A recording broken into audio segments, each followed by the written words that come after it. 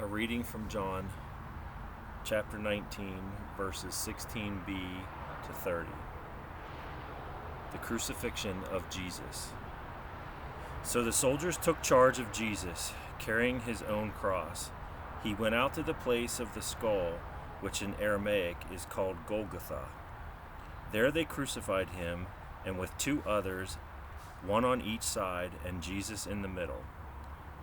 Pilate had a notice prepared and fastened to the cross. It read, "Jesus of Nazareth, the King of the Jews."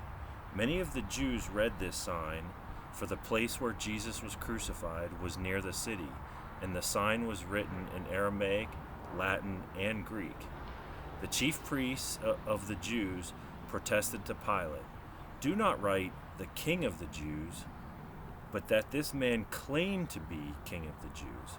Pilate answered, "What I have written, I have written." When the soldiers crucified Jesus, they took his clothes, dividing them into 4 shares, one for each of them, with the undergarment remaining. This garment was seamless, woven in one piece from top to bottom.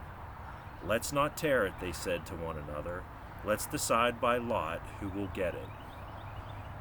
This happened that the scripture might be fulfilled that said, "They divided my clothes among them and cast lots for my garment." So this is what the soldiers did. Near the cross of Jesus stood his mother's sister, Mary the wife of Clopas, and Mary Magdalene.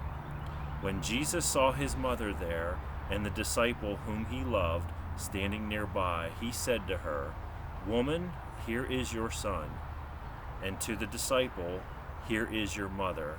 From that time on, the disciple took her into his home. Later, knowing that everything had now been finished, and so that the scripture would be fulfilled, Jesus said, "I am thirsty." A jar of wine vinegar was there, so they soaked a sponge in it, put the sponge on a stalk of the hyssop plant, and lifted it to Jesus' lips. When he had received the drink, Jesus said, "It is finished." With that, he bowed his head and gave up his spirit.